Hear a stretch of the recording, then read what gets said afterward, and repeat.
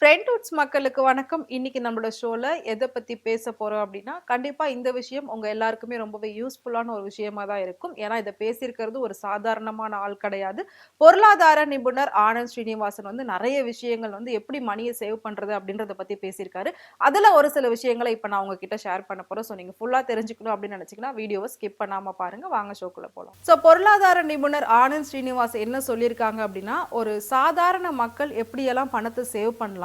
ஒருத்தர் வந்து ரிச்சா வரணும் அப்படின்னா அதுக்கு என்னென்ன பேசிக் குவாலிட்டிஸ் வேணும், ஸோ நம்மளோட அடிப்படை வசதிகள் எப்படி இருக்கணும், அடிப்படையை நாம எப்படி கட்டமைக்கணும் அப்படின்ற நிறைய விஷயத்த அவர் சொல்லியிருக்காரு. என்ன அப்படின்னா, ஸோ எந்த ஒரு மனிதன் வந்து ஃபர்ஸ்ட் முன்னுக்கு வரணும் அப்படின்னு நினைக்கிறானோ அவன் வந்து பெண்ணடிமைக்கு போகக்கூடாது, அதே மாதிரி லிக்கர்ஸ் எடுக்கக்கூடாது அப்படின்ற ஒரு விஷயத்த சொல்லியிருக்காரு. இது ரெண்டுத்தையும் கரெக்டா கடைபிடிச்சாங்க அப்படின்னா கண்டிப்பா அவங்களால வாழ்க்கையில அடுத்த லெவலுக்கு போக முடியும் அப்படின்றதையும் சொல்லியிருக்காரு. இதை எல்லாத்தையும் தாண்டி ஒரு பேசிக் சென்ஸ் என்ன அப்படின்னா, பொதுவா மிடில் கிளாஸ் பீப்புள் அப்படின்னு சொல்லும்போது அவங்களுக்கு கிட்டத்தட்ட ஒரு 20ல இருந்து 30,000 ரூபாய்க்குள்ள தான் சம்பளம் இருக்கும். ஆனா அவங்களோட எக்ஸ்பெக்டேஷன் வந்து ரொம்ப அதிகமா இருக்கும். அவங்களோட ஆடம்பர வாழ்க்கையை வந்து வாழணும்னு நினைச்சிட்டே இருப்பாங்க, கற்பனையா வாழ்ந்துட்டு இருப்பாங்க. ஆனா அதுக்கான மணி வந்து அவங்களுக்கு பத்தாது.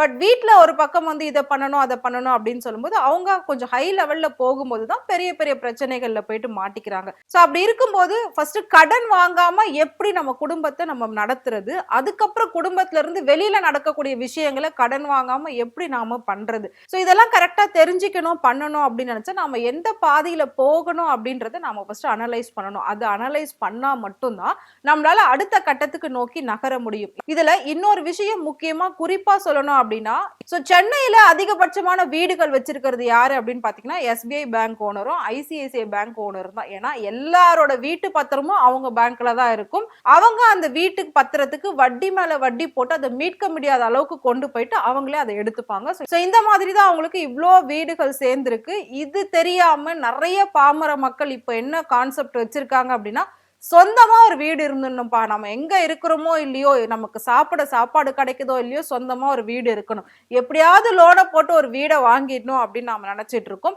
லோனை போட்டு ஒரு வீடை வாங்குவோம், அடுத்து நான் கொஞ்ச நாள்லயே நமக்கு வந்து ஒரு டிரான்ஸ்ஃபர் கிடைக்கும், அந்த டிரான்ஸ்ஃபருக்கு நம்ம இன்னொரு ஊர் போக வேண்டியிருக்கும். ஸோ 1,00,00,000 ரூபாய்க்கு நம்ம வீட்டை வாங்கி அந்த வீடை 10,000 ரூபாய்க்கு வாடகைக்கு விட்டு நம்ம இன்னொரு இடத்துல போய் இருந்துகிட்டு 20,000 ரூபாய் நம்ம வந்துட்டு வாடகையா கொடுத்துக்கிட்டு இருப்போம். அப்படி இருக்கும்போது அதை வருஷத்துக்கு கால்குலேட் பண்ணி பார்க்கும்போது எவ்வளோ லாஸ் ஆகுது அப்படின்றத நம்மளால வந்து ஜீரணிக்கவே முடியாது. ஆனா அது யாரும் நம்ம கண்ணை திறந்து பார்க்கறது கிடையாது, கேட்கறது கிடையாது. எனக்குன்னு ஒரு வீடு இருக்கு, நம்ம காலம் ஃபுல்லா சம்பாரிச்சா கூட அந்த 1,00,00,000 ரூபாய் நம்மளால கட்டி அடைக்கவே முடியாது. நீங்க போய் கேட்டுட்டே இருப்பீங்க பேங்க்ல, நான் 10 வருஷமா கட்டுறேனே இன்னுமா முடியலன்னு. இல்ல, இன்னும் அசல்ல பாதி இருக்கு, அப்படியே வட்டி தான் நீங்க இது வரைக்கும் கட்டியிருக்கீங்க, அசல் அப்படியே நிக்குதுன்னு சொல்லி சொல்லி நம்ம கிட்ட இருக்கிற எல்லாத்தையும், அதாவது ரத்தத்தையும் உறிஞ்சி எடுத்துருவாங்க. ஸோ அதனால இந்த லோன் வாங்குற அந்த கான்செப்டே வந்து மிடில் கிளாஸ் பீப்புள் யோசிக்கவே கூடாது அப்படின்றதையும் அவர் ரொம்பவே ஸ்ட்ராங்கா சொல்லியிருக்காரு. ஸோ நீங்க எது பண்ணணும் அப்படின்னாலுமே ஃபர்ஸ்ட் உங்களோட பட்ஜெட்டுக்கு ஏற்ற மாதிரி அனலிட்டிக்ஸ் பண்ணிட்டு அதுக்கப்புறம் தான் நீங்க அதுல வந்து கால் எடுத்து வைக்கணும்.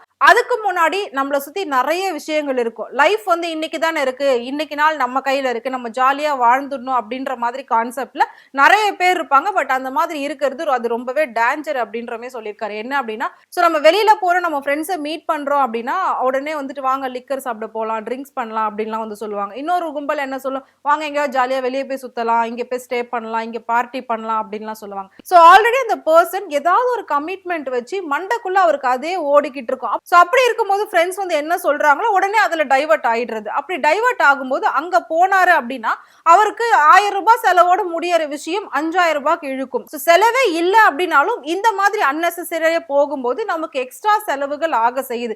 இதை தாண்டி நிறைய பேர் வந்து கிரெடிட் கார்டு வாங்கிக்கோங்க, டெபிட் கார்டு வாங்கிக்கோங்கன்னு சொல்லி போன் மேல போன் பண்ணி டார்ச்சர் பண்ணுவாங்க. ஸோ கிரெடிட் கார்டு இருந்துருச்சுன்னா இந்த மாசத்தை நம்ம ஓட்டிடலாம், அதை வச்சு நம்ம பேலன்ஸ் பண்ணிக்கலாம், அடுத்த மாசம் சம்பளம் வரும்போது அதை தூக்கி இதுல போட்டுடலாம் அப்படின்னு சொல்லி நிறைய ரொட்டேஷன்லேயே தான் வாழ்க்கை ஓடுமே தவிர அவனால நிம்மதியா ஒரு நாளுமே இருக்க முடியாது. அவனால அடுத்தடுத்த நாளை நிம்மதியா வந்து நோக்கி பயணிக்க முடியாது. அதனால வாழ்க்கையில திட்டமிடல் ரொம்பவே முக்கியம். ஸோ நான் ஆல்ரெடி சொன்ன மாதிரி நிறைய பீப்புள் இன்னைக்கு டே வந்து நம்ம கையில இருக்கு, ஸோ நம்ம ஜாலியா என்ஜாய் பண்ணிடணும், நாளைக்கு பத்தி நம்ம யோசிக்க கூடாது அப்படின்னு நினைக்கிறவங்க நிறைய டேஞ்சரான விஷயங்கள்ல போய் மாட்டுவாங்க. அப்படி இருந்தோம் அப்படின்னா அடுத்தடுத்து அவங்க வந்து பயணம் பண்றது ரொம்பவே கஷ்டமா இருக்கும்.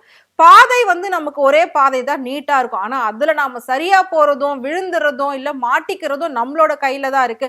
பணம் அப்படிங்கிறது இன்றைய காலகட்டத்துல ₹1 யாருமே நமக்கு சும்மா கொடுக்க மாட்டாங்க. நம்ம எவ்வளவு உழைக்கிறோமோ அது மட்டும் தான் நமக்கு வரும். அத வச்சு நீ எப்படி மேல வரலாம்? அத வச்சு நீ எப்படி அடுத்த லெவல்ல போகலாம்? அதாவது உன்னோட தேவைகளையும், உன் குடும்பத்தோட தேவைகளையும் நீ பூர்த்தி செஞ்சதுக்கு அப்புறமா, அடுத்து நீ என்ன பண்ணலாம் அப்படின்றத தான் நீ யோசிக்கணுமே தவிர, உன்கிட்ட இல்லாத ஒரு விஷயத்த இருக்கு அப்படின்ற மாரி யோசிச்சுக்கிட்டு, அதுக்கு போறதுக்கு நீ என்னென்ன பண்றியோ, அப்பதான் நீ போய் சிக்கல்ல மாட்ற அப்படின்றதையுமே அவர் ரொம்பவே தெளிவா சொல்லியிருக்காரு.